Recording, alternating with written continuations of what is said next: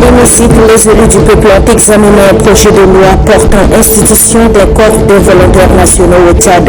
C'est par 148 voix pour, 0 contre et 0 abstention.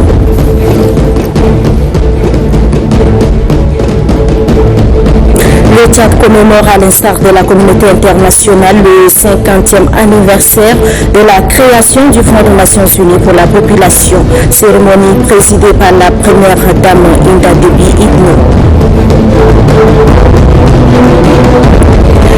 59e session ordinaire du Conseil d'administration des États membres de l'Organisation africaine de la propriété internationale. Le Conseil s'est tenu ce matin en présence du ministre du Commerce. C'est tout pour le sommaire. Mesdames et messieurs, bonsoir et bienvenue dans cette grande édition.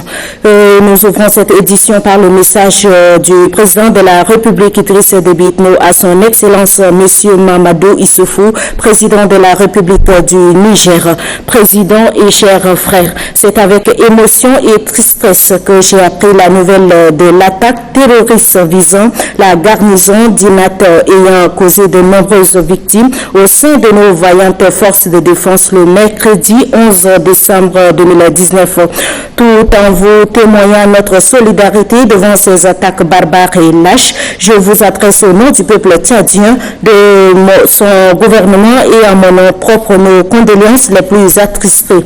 Aussi voudrais-je rassurer votre Excellence que ces attaques désespérées n'entameront aucunement nos efforts et notre détermination commune à lutter contre le terrorisme et les illuminés dans notre sous-région. En vous demandant de transmettre aux familles éplorées ma compassion, je souhaite un prompt rétablissement aux blessés et vous prie d'agréer, Monsieur le Président et chers frères, l'expression de mon profond regret. À la signature, Idriss Déby Itno, président de la République du Tchad, chef de l'État.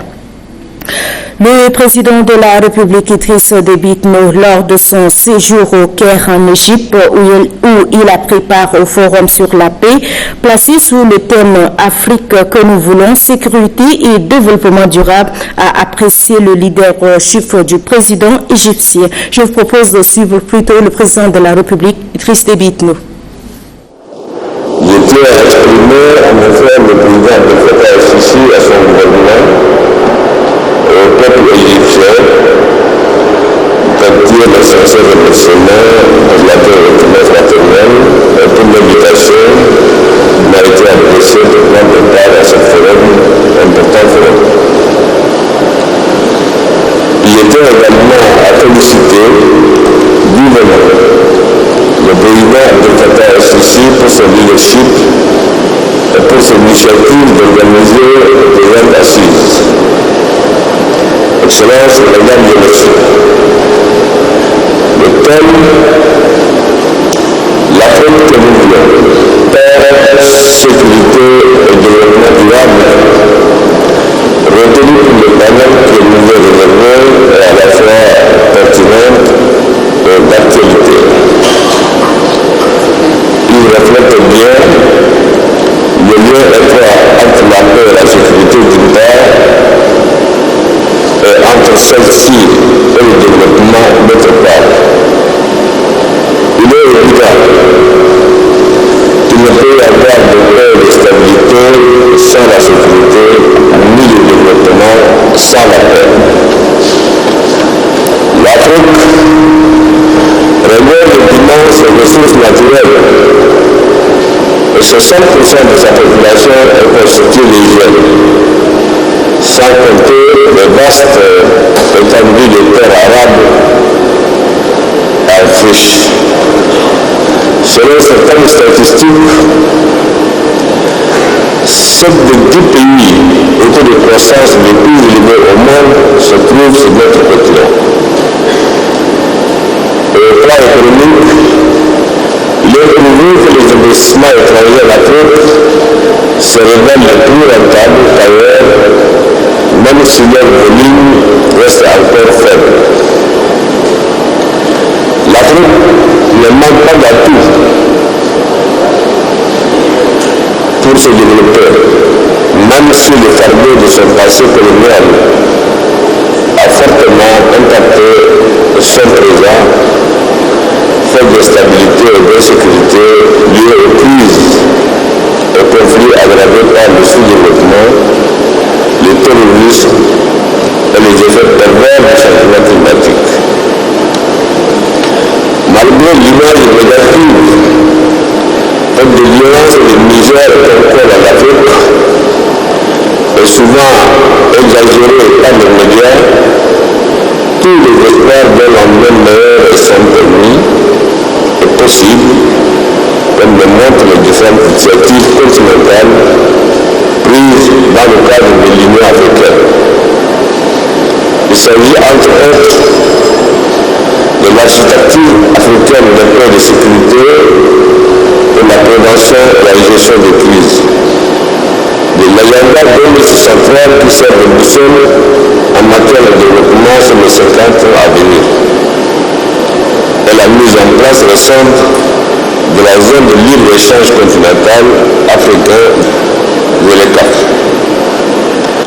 Les crises et conflits aux conséquences désastreuses affectant certaines régions de notre continent, auxquelles s'ajoute la grave déstabilisation du Sahel par le terrorisme, hypothèquent sérieusement nos efforts de développement. Les groupes terroristes et leurs réseaux criminels de trafiquants d'armes, de drogue et d'êtres humains bien organisés, brossant d'importantes ressources financières, constituent une menace pour toute l'Afrique. Il n'y a pas longtemps, ce groupe contrôlait des portions importantes du territoire de nos États, tant dans le peuple de l'Afrique que dans le Sahel. Devant cette grave menace qui transcende les frontières et met en rude épreuve nos capacités individuelles de riposte, nous devons songer à développer des réponses robustes à la dimension du péril en comptant d'abord sur nos propres moyens, sans exclure l'appui précieux de nos partenaires. Dans cette optique, il convient de saluer et encourager les efforts conjoints des États membres du bassin du lac Tchad qui ont mis en place la force multinationale mixte de lutte contre Boko Haram, ayant permis de défaire militairement ce groupe terroriste, même s'il conserve encore des capacités de nuisance et fait preuve de résilience. De même, nous devons féliciter l'initiative de la création de la force conjointe G5 Sahel, dont la montée en puissance peine à se caractériser, faute de moyens financiers et matériels adéquats. Aussi, faut-il se féliciter de l'engagement fort pris par la communauté économique des États de l'Afrique de l'Ouest, CEDEAO, lors de son sommet extraordinaire tenu à Ouagadougou le 14 septembre dernier, pour mobiliser 1 milliard de dollars afin de relever les défis de la menace terroriste dans cet espace. Toujours dans son adresse, le chef de l'État Idriss Déby Itno, lors de son intervention au Caire en Égypte où il a pris part au Forum sur la paix, invite à une synergie d'action afin de lutter efficacement contre le terrorisme dans le monde. Je vous propose de suivre une fois de plus le président de la République Idriss Déby Itno. La porosité de nos frontières et la modicité de nos moyens de lutte donnent plus de facilité d'action à ces terroristes. Comme l'initiative de mobilisation des fonds aux efforts régionaux ne tiennent pas leurs promesses, et compte tenu de la persistance de l'expansion du terrorisme, il va falloir revoir la stratégie d'une lutte engagée à ce jour contre cette menace. Dans cette optique, seule l'approche d'une riposte collective et holistique pourrait nous permettre de faire face à cette menace de type nouveau. Une telle approche suppose la mise en place d'une stratégie prenant en compte le caractère asymétrique de cette menace et l'impérieuse nécessité d'une vaste mobilisation des moyens au niveau régional, continental et international. Elle implique également une véritable coopération dans le domaine de la formation, de la logistique et du partage de renseignements en tenant compte de nos avantages comparatifs.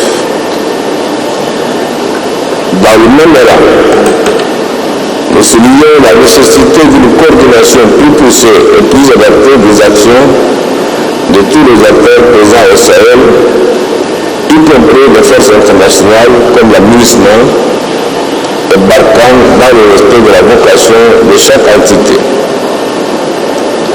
Il est important à cet égard de reconnaître le leadership des pays affectés qui connaissent mieux que quiconque leur réalité et leurs besoins en appuyant leurs efforts et leurs priorités en matière de sécurité.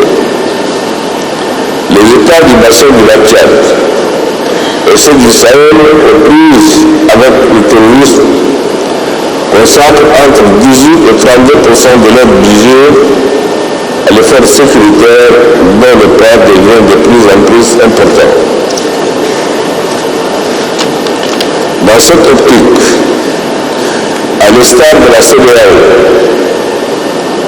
le secrétariat permanent du G5 Sahel, la commission du bassin du lac Tchad, la communauté économique de l'État des Afriques centrales et l'Union africaine, en liaison avec tous les partenaires de bonne volonté, doivent explorer de nouvelles formes de mobilisation de ressources internes et externes afin de mieux soutenir les efforts sécuritaires en cours au Sahel.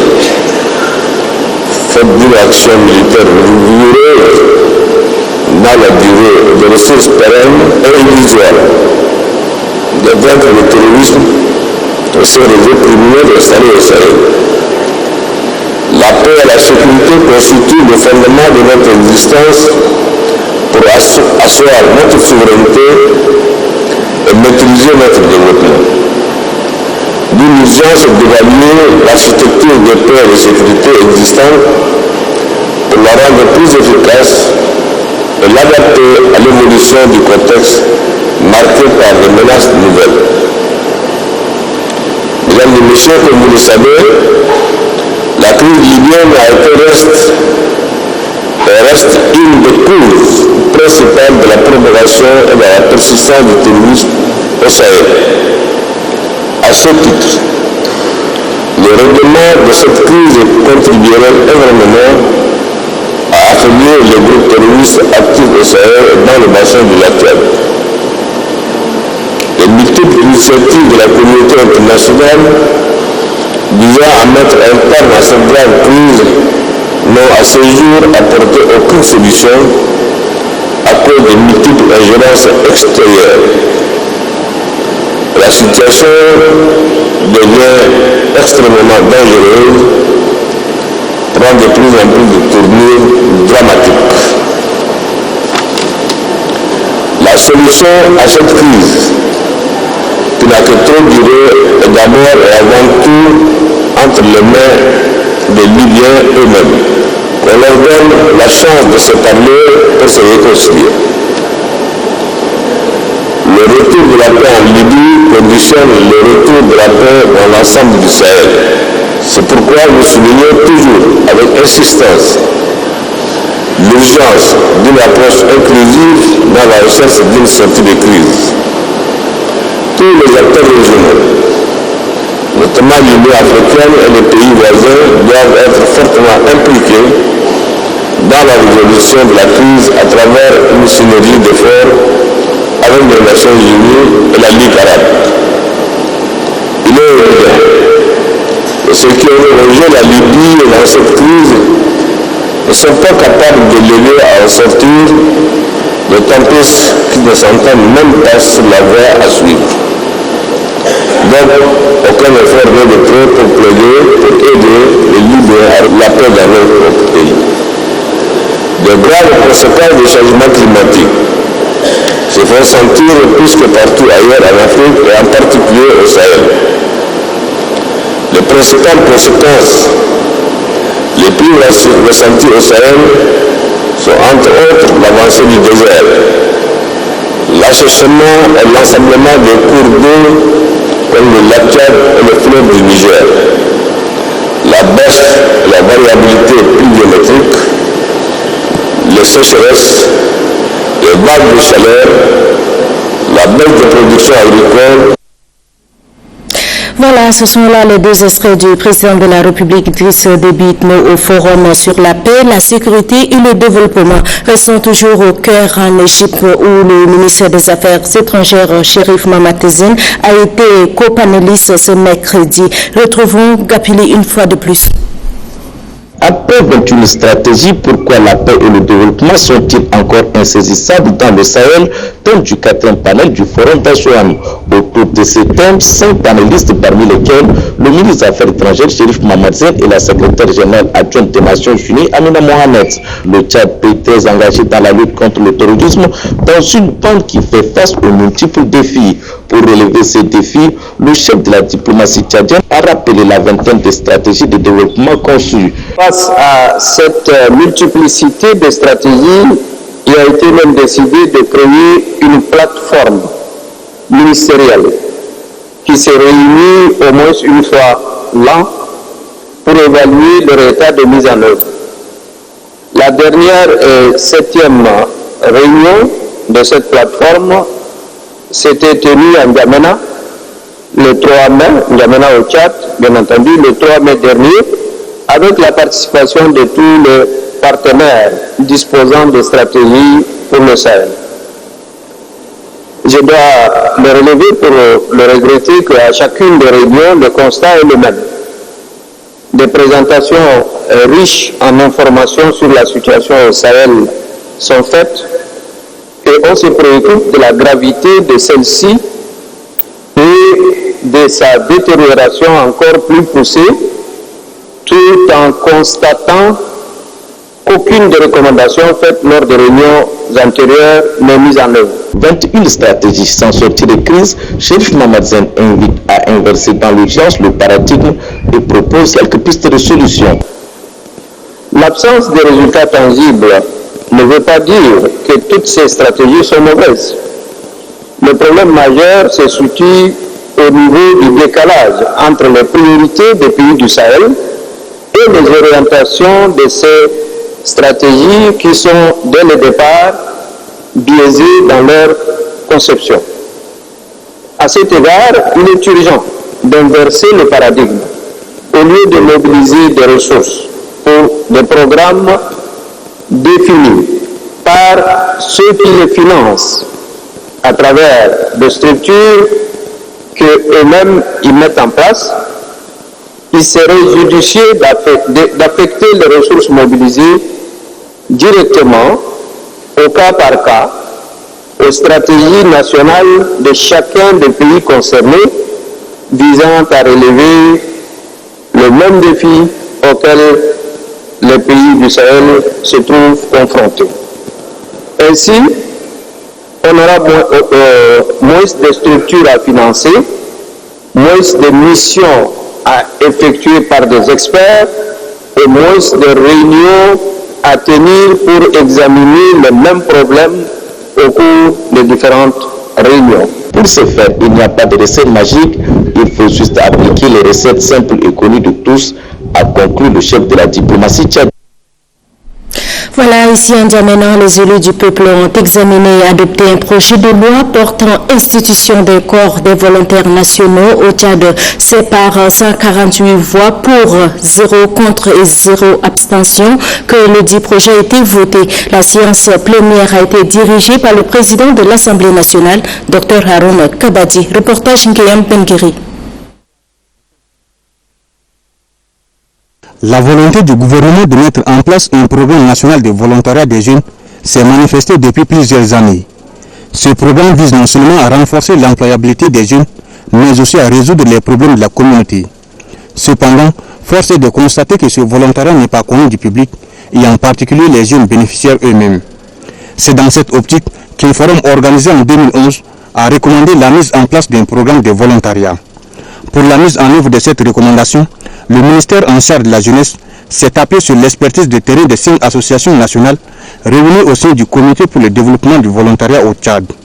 Ce comité a donc mobilisé et encadré des dizaines de volontaires qui ont mené des campagnes de sensibilisation dans les différents quartiers de la ville de N'Djamena sur le VIH-Sida, l'assainissement et l'état civil.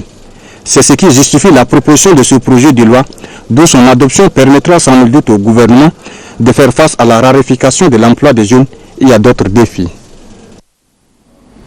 Toujours à l'hémicycle, hier au palais, les élus, le ministre des Postes, des Nouvelles Technologies, de l'Information et de la Communication était face aux élus du peuple. Idriss Saleh Bachar a répondu aux questions orales avec débat sur les prestations des téléphonies mobiles intervenant au Tchad. C'est à l'issue d'une plénière dirigée toujours par le président de l'Assemblée nationale, Dr Harouna Kabadi. Les détails de la plénière avec Deba Robert. La qualité technique de communication émise par les opérateurs de téléphonie mobile sont de plus en plus médiocres. Les appels fréquemment interrompus. Les consommateurs sont aussi harcelés par des messages à caractère publicitaire tout au long de journée. Ils subissent en outre des surfacturations. Que dire encore de la mauvaise qualité de la connexion Internet? Et pourtant, l'État a véritablement investi dans la fibre optique. Telle est la charpente des questions adressées au ministre des Postes, de Nouvelles Technologies, de l'Information et de la Communication. Pour l'auteur de la question, les opérateurs de téléphonie mobile s'engraissent illégalement sur le dos de paisibles citoyens. Les opérateurs veulent les salaires parce que personne n'est là pour les surveiller, parce que la régulation ne fait pas ce travail.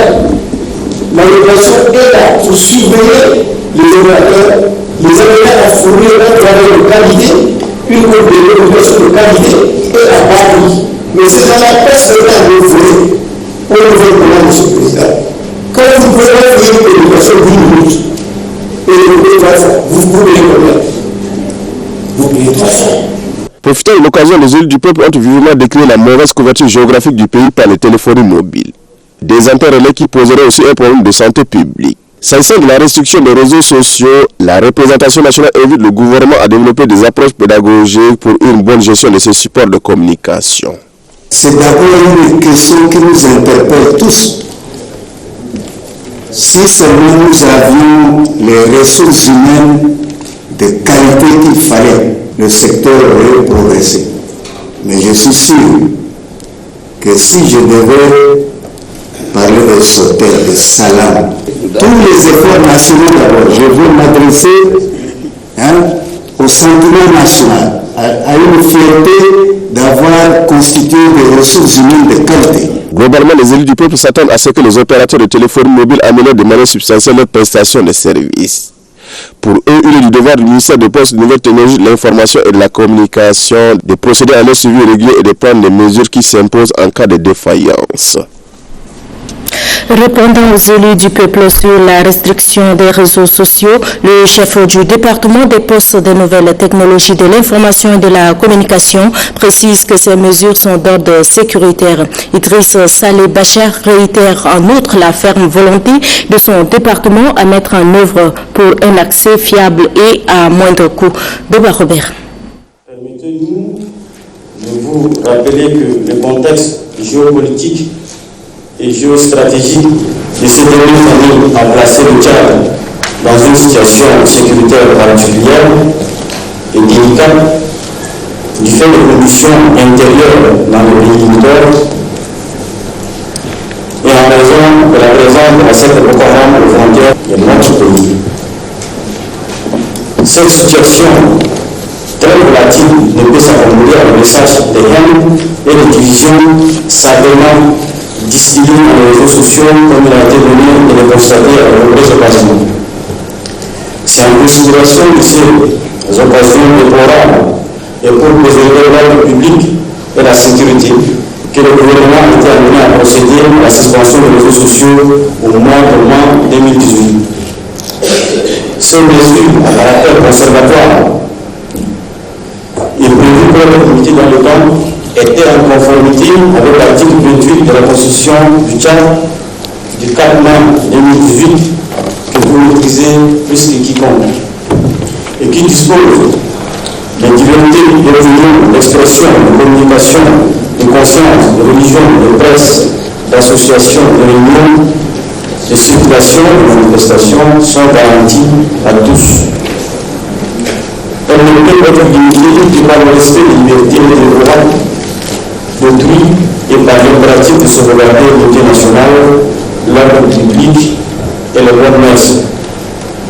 C'est pendant que l'Internet reste un moyen vital de communication et en cela, il est un outil essentiel à la démocratie en même temps qu'il contribue au développement socio-économique par l'accès à des services gratuits. Le gouvernement a procédé à une évaluation de la situation afin de trouver le meilleur moyen qui concilie à la fois les impératifs de sécurité, de cohésion nationale et de garantie de l'ordre public. Voilà, ce sont là les propos du ministre des Postes, propos recueillis par Doba Robert. Restons toujours au Palais de la Démocratie où cette fois-ci l'organisation de la deuxième édition du Festival d'Ari a fait l'objet d'une journée d'information. Ce grand rendez-vous culturel qui est prévu du 21 décembre au 4 janvier prochain sera l'occasion pour les Tchadiens de présenter leur richesse culturelle. Guillaume Bengueri. Véritable lieu de retrouvailles du peuple tchadien, la deuxième édition du Festival d'Ari s'annonce à grands pas. Ce grand rendez-vous culturel est l'occasion pour le public ndjamenois, les touristes et les ressortissants de toutes les provinces, des villes et des villages du Tchad, de présenter leur culture, de partager leurs habitudes, de se découvrir et de découvrir les autres peuples issus de notre nation multicolore. Pour informer et sensibiliser davantage l'opinion nationale et internationale sur l'importance de ce festival culturel, une journée d'information est organisée à l'intention des élus du peuple afin de lister les différentes activités à mener. C'est une plateforme culturelle fédératrice qui met en valeur la diversité bien sûr culturelle tchadienne et nous l'avons placé également sur la place symbolique de la place de la nation. À cet effet, le Festival de culture et des arts, dénommé Dari, ne pouvait que être évident qu'on puisse l'appeler Dari, parce que chez nous, Dari, c'est mon village, ma vie, mon pays. L'organisation de la deuxième édition du Festival Dari se base sur le succès enregistré lors de la première édition du Festival Dari. La deuxième édition du Festival d'Ari consacre son institutionnalisation. Il entend drainer plus de 300 000 visiteurs de par son trafic journalier sur les 15 jours par le biais des activités programmées. Cet espace culturel n'a qu'une seule vision, celle de faire des métiers culturels une entreprise gagnante et valorisée. Il se veut un lieu de confraternité et d'expression du patriotisme au quotidien. Le Tchad joint sa voix à la communauté internationale pour commémorer le 50e anniversaire de la création du Fonds des Nations Unies pour la population. La célébration officielle a eu lieu à l'hôtel Radisson Blu au cours d'une cérémonie officielle présidée par la première dame Inda Déby Itno. Les précisions de cette cérémonie avec Dame Lidne Joël.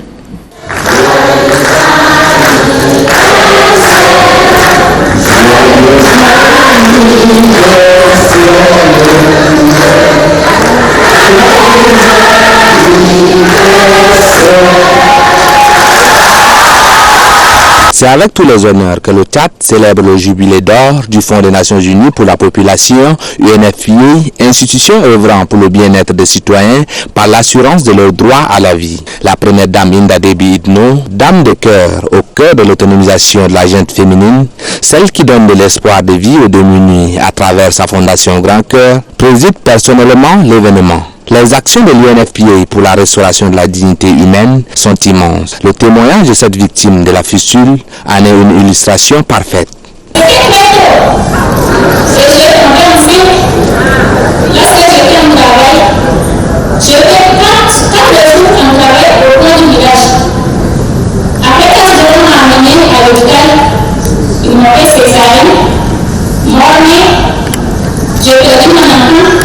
Je me retrouve avec la maladie fistule. Merci de faire aussi de Miami. On a fait l'opération, puis de cette opération fistule et de césarienne.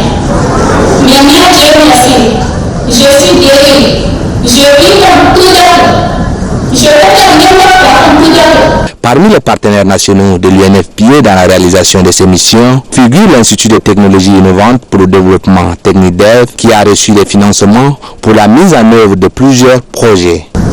Pour agir, les institutions que nous représentons ont des idées. Mais aussi, ils ont une certaine vision qui est tirée de leur vision du Fonds mondial. L'UNFPA a les moyens qui nous permettent d'agir. Et à ce titre, j'aimerais dire merci à Madame la représentante pour la confiance sans cesse renouvelée pour nous permettre d'aller vers les populations nécessiteuses. L'occasion est tout indiquée pour la représentante pays de l'UNFPA de témoigner la gratitude de son institution au Tchad pour le respect de ses engagements en faveur du bien-être de la population.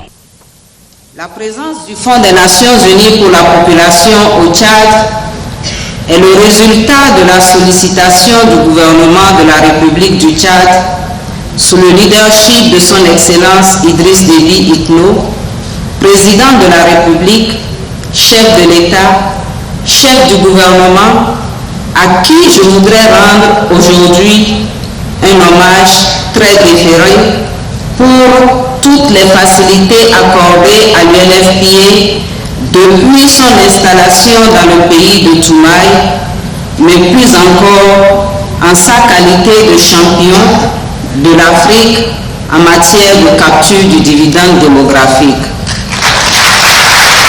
Ce titre de champion, décerné par ses pairs africains, illustre le profond engagement de son Excellence pour la transformation du cycle de vie de chaque Tchadien et chaque Tchadienne. La première dame du Tchad a exprimé la reconnaissance de la nation à l'UNFPA pour toutes ses réalisations qui visent à accompagner le Tchad dans son processus de développement. 4 agents de l'UNFPA à la retraite ayant loyalement servi la dite organisation internationale ont reçu de la main de la première dame des attestations de reconnaissance. Inda Déby Itno, pour son combat sans relâche pour le bien-être du couple mère et enfant, reçoit à son tour une distinction d'honneur et d'excellence du Fonds des Nations Unies pour la population.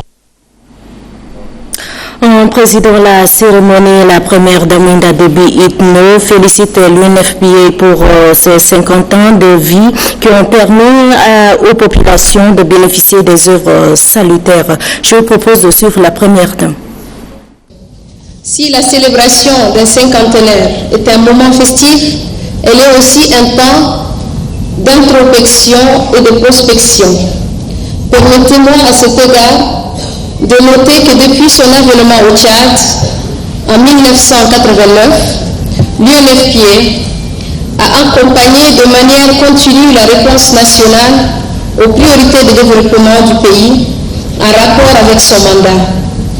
Comme nous le savons, l'UNFPA a contribué à la réduction du nombre de décès maternels évitables qui représentait 45% de tous les décès des femmes de 15 à 49 ans au début de son programme au Tchad, grâce à des programmes visant à corriger les inégalités d'accès à des services de santé reproductifs, maternels et néonatales de qualité.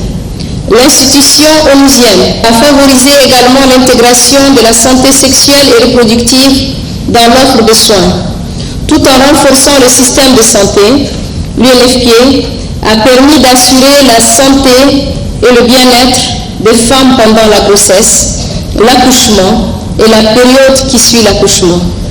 Dans la même veine, l'UNFPA a beaucoup œuvré pour garantir la disponibilité et l'accès permanent des populations à une gamme complète de services et de méthodes modernes de planification familiale, y compris dans les situations d'urgence.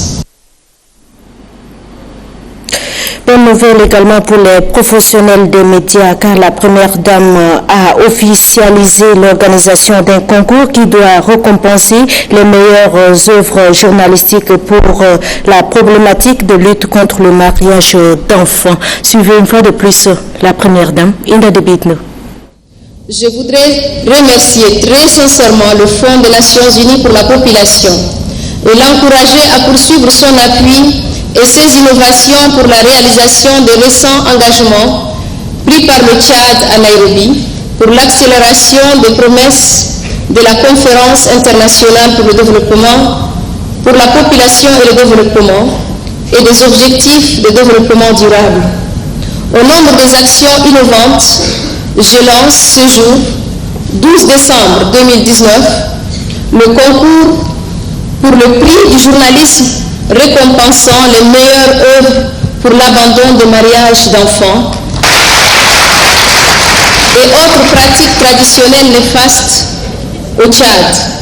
Ce concours, initié par l'UNFPA et la Fondation Grand Cœur, porte sur les articles, les œuvres des journalistes sur le mariage des enfants au cours de la période du 1er janvier au 31 juillet 2020.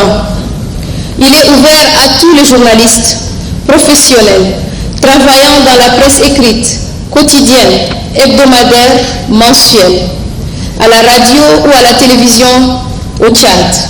Il peut s'agir des médias indépendants, du secteur privé ou du secteur public.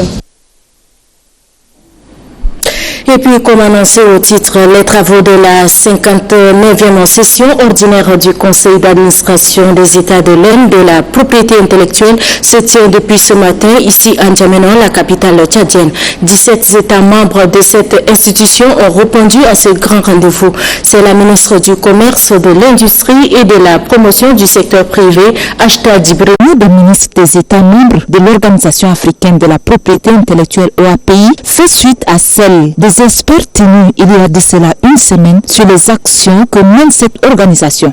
Ces actions orientées vers les droits de propriété intellectuelle génèrent des revenus considérables et des milliers d'emplois. Ainsi, l'Afrique se doit d'être plus que jamais consciente des enjeux, opportunités et défis engendrés par la propriété intellectuelle. C'est pourquoi les États membres devraient s'employer à mettre sur pied et consolider les systèmes d'innovation et de propriété intellectuelle efficaces. Le directeur général de l'OAPI a précisé que pour toutes ces actions, son institution sera honorée de bénéficier du soutien des administrateurs afin de maintenir le cap. La direction générale de l'OAPI décline son plan stratégique adopté à la 57e session du Conseil d'administration. C'est un engagement que nous avons pris vis-à-vis des États membres et nous comptons l'honorer. La ministre du Commerce, de l'Industrie et de la Promotion du secteur privé a relevé pour sa part que face aux défis du développement, l'Afrique doit saisir les opportunités pour exploiter la propriété intellectuelle et promouvoir l'innovation afin d'asseoir une croissance rapide, durable et inclusive. Au cours de nos travaux, nous aurons à évaluer toute l'œuvre accomplie durant l'année qui vient de s'écouler.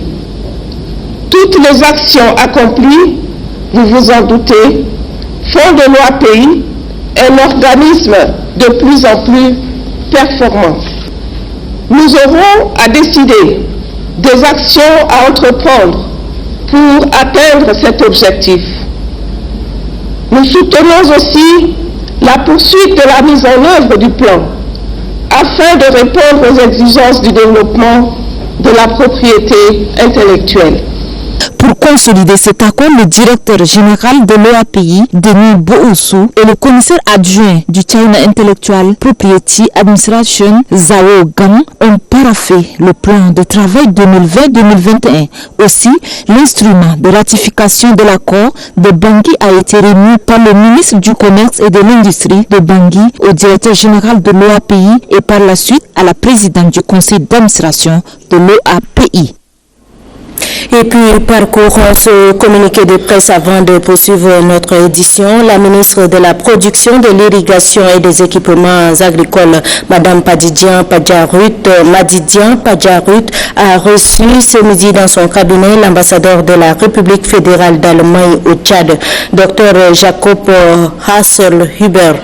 L'ambassadeur est venu remettre une invitation du ministère fédéral de l'Alimentation et de l'Agriculture de l'Allemagne pour la la participation à la 12e édition du Forum mondial pour l'alimentation et l'agriculture qui se tiendra du 16 au 18 janvier 2020 à Berlin en Allemagne. Madame Madidian Padjarut et l'ambassadeur ont ébauché les possibilités d'échange et de valorisation des produits agricoles spécifiques au Tchad tels que la spiruline, la gomme arabique, le miel, le méré, le natron, etc. entre l'Allemagne et le Tchad. Le communiqué de presse est signé par l'attaché de presse et relations publiques Ngakotou Dawan Jean-Marc. Les efforts du Tchad en matière du respect des droits ne sont plus à montrer. La liberté d'expression, d'association et du mouvement reste la priorité du gouvernement depuis des années. Le Tchad a signé plusieurs conventions et traités internationaux. Suivons ce commentaire de Youssouf Abdraman. Depuis l'avènement de la démocratie en 1990, le Tchad fait partie des pays qui respectent les droits de l'homme. Aujourd'hui, au Tchad, il y a la liberté d'expression et celle de la presse. Les centres pénitentiaires tchadiens ne contiennent aucun prisonnier d'opinion, encore moins prisonnier politique. Les personnes handicapées sont traitées sur le même pied d'égalité que les autres Tchadiens. Ces dernières jouissent de leurs droits et devoirs. Les femmes ne sont plus du reste. Elles bénéficient du même traitement que les hommes en matière de droits de l'homme. Les droits d'aller et venir sont aussi respectés au Tchad. La preuve en est que le Tchad a accueilli un nombre important de réfugiés sur son sol. L'autorisation ou la multiplication des associations de défense des droits de l'homme fonctionne librement. C'est un signe qui justifie le respect des droits de l'homme au Tchad. La Constitution de la 4e République, promulguée le 4 mai 2018, a institué la Commission nationale des droits de l'homme, qui est une grande institution de la République. Cette institution, qui regroupe en son sein des représentants des institutions tant publiques que privées, prouve à suffisance la volonté du gouvernement à intégrer dans son agenda politique les suggestions de sa population en matière de respect des droits de l'homme. Les valeurs fondamentales des droits de l'homme contenues dans la Déclaration universelle des droits de l'homme sont les règles dans la gouvernance publique au Tchad. Plusieurs engagements, traités et conventions internationaux ont été ratifiés par le Tchad pour se conformer au concert des nations respectueuses des droits de l'homme. Sachez également que le quotidien britannique de Independent a placé le Tchad dans sa parution du 10 décembre 2019 parmi les meilleures destinations touristiques. Cette publication a inspiré la rédaction de la Télé-Tchad. Kadouba Théophile.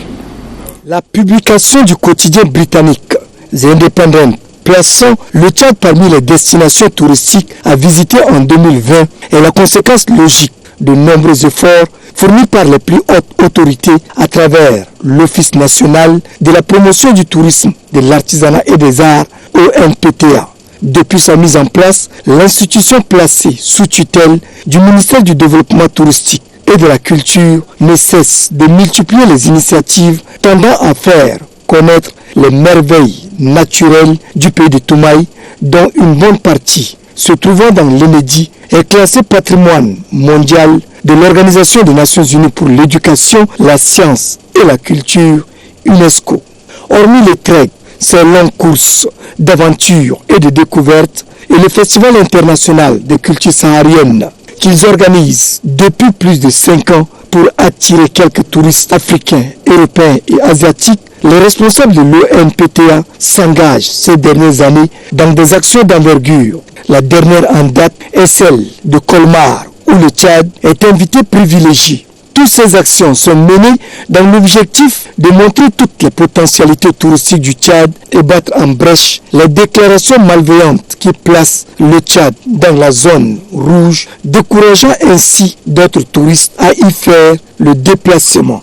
Situé au cœur du continent africain, le paysage tchadien est une véritable source d'admiration, avec ses splendides sites touristiques, notamment les lacs Ounyanga, les deltas d'Arché, de Bachikili. Ces espaces protégés, le Tchad apparaît aussi comme un véritable Eldorado pour les oiseaux et les animaux aquatiques. Le Tchad est sans nul doute une véritable destination pour tous ceux qui sont animés par la passion, le désir d'aventure et de découverte. En mission dans la province de Salamat, le ministre de l'Aménagement du territoire, de développement de l'habitat et de l'urbanisme, Ashta Ahmad Breme, s'est entretenu avec les responsables d'Amtiman, chef-lieu de cette circonscription administrative. Des sujets liés au système éducatif, sanitaire et sécuritaire ont été évoqués. Les précisions de cette rencontre avec Farel Adi. Mettant à profit son séjour à Amtiman, chef-lieu de la province du Salamat, la ministre de l'Aménagement du territoire, du développement de l'habitat et de l'urbanisme, Ashta Ahmad Breme, élargit des séries de rencontres avec les différentes couches de la société. La première s'est tenue avec les anciens et les responsables de la délégation provinciale à l'enseignement et à la jeunesse. La ministre leur prodigue des conseils sur le fonctionnement du secteur éducatif. Selon elle, tous les acteurs de la chaîne éducative doivent mettre la main à la pâte pour assurer un meilleur encadrement aux jeunes progénitures qui, selon elle, sont les futurs cadres de demain. Les enseignants ont saisi l'occasion pour exprimer quelques doléances. Ils sollicitent la clôture du lycée agro-pastoral qui est le plus grand établissement d'enseignement de la place. La dotation de cette structure éducative d'un centre de santé pour des soins primaires, la dotation d'une salle informatique pour outiller les élèves dès le cycle secondaire et l'aménagement du tronçon Amtiman-Mongo qui constitue un frein de développement de la province. Des doléances que la ministre dit prendre bonne note et qu'elles seront transmises à qui de droit. Fini ce conclave, la ministre se rend dans les salles de classe où elle sensibilise les élèves sur la culture du vivre ensemble, de la promotion de la paix et de la concorde nationale. S'agissant de l'émancipation de la femme, la ministre a au cours d'une rencontre avec les femmes membres des groupements leur demandé de se constituer en coopérative pour bénéficier du soutien de la Fondation Grand Cœur qui place cette question au centre de ses préoccupations. Le volet sanitaire n'a pas été occulté par Ashta Ahmad Breme. Elle effectue un déplacement à la maternité et au centre de soins intensifs pour visiter les enfants et les femmes. La lutte contre la mortalité maternelle, néonatale et infantile demeure le souci du chef de l'État Idriss Déby Itno et la ministre a instruit les responsables de cette structure hospitalière à mettre en œuvre leur professionnalisme pour assurer le bien-être des citoyens. S'agissant du maintien de la paix sur l'ensemble du Salamat, la ministre a salué la bravoure des hommes entrés. Elle leur demande de maintenir le cap. L'agenda de la ministre Ashta Ahmad Breme étant chargé, elle rencontre en dernier lieu tous les délégués provinciaux des différents ministères en présence du secrétaire général Mabmara. Entre elle et ses interlocuteurs, les échanges portent essentiellement sur les activités que mènent les délégués qui représentent leurs ministères respectifs. Comme ailleurs, ces derniers ont égrené aussi un chapelet de doléances où la plupart a mis l'accent sur des moyens roulants. Occasion pour la ministre de leur situer que les difficultés qu'ils rencontrent sont dues à la crise qui frappe le pays. Malgré tout, le gouvernement ne ménagera aucun effort pour permettre le bon fonctionnement de leurs délégations respectives. La mission privée de la ministre de l'Aménagement du territoire, Ashta Ahmad Breme, n'est que le début d'une initiative qui va s'intensifier dans tous les départements que compte la province du Salamat afin d'échanger avec la population et partager avec elle les difficultés qu'elle rencontre. Le délégué du gouvernement auprès de la commune de N'Djamena, Djiber Younous, a fait ce matin une descente inopinée à la gare routière de Karkandji. Mettre de l'ordre dans cette gare routière est l'objectif de cette descente. Compte rendu avec Mohamed Suleiman. Un désordre total est installé dans la cour de la gare routière du quartier Karkandji. Cet espace est devenu presque un dépotoir. Dans cette cour, l'on trouve des dépôts de l'assemblage de pièces métalliques, des carcasses de voitures, des véhicules gros porteurs en panne, des maisons construites en pêle-mêle et bien d'autres objets. Même des voitures personnelles hors usage ont été garées dans cet espace. Après avoir informé de la situation, le délégué du gouvernement auprès de la commune de N'Djamena, Djiber Younous, a fait une descente inopinée à la gare routière pour constater de visu les réalités et mettre de l'ordre. Après constat, Djiber Younous a ordonné les responsables de la gare routière de faire dégager tous les effets qui se trouvent dans cette cour. Les responsables du syndicat de la Fédération des transports urbains et périurbains du Tchad, Issa Dirou, tout comme celui du syndicat national des courtiers de fret, Issa Hagar Abdallah, ont salué l'initiative. Pour le délégué du gouvernement auprès de la commune de N'Djamena, cette gare routière ne peut pas servir de garage. La gare est transformée en marché et l'espace a été réduit également pour le stationnement de véhicules. Un délai d'une semaine a été donné à ces gens qui sont en dehors des magasins, des dépôts qui sont prévus, de se conformer comme tous les autres. Selon Djibril Younous, la loi sera appliquée à l'égard de toute personne qui ne respecte pas les règles et les principes de cette gare routière. Le délégué du gouvernement auprès de la commune de N'Djamena, Djibril Younous, a demandé aux responsables de la sécurité d'accompagner les deux régisseurs de cette gare routière pour établir l'ordre dans ces lieux de transport. Voilà, sur ce se referme cette grande édition. Mesdames et messieurs, merci de l'avoir suivi. Surtout, très bonne suite de programme sur Télé Tchad. Bonsoir.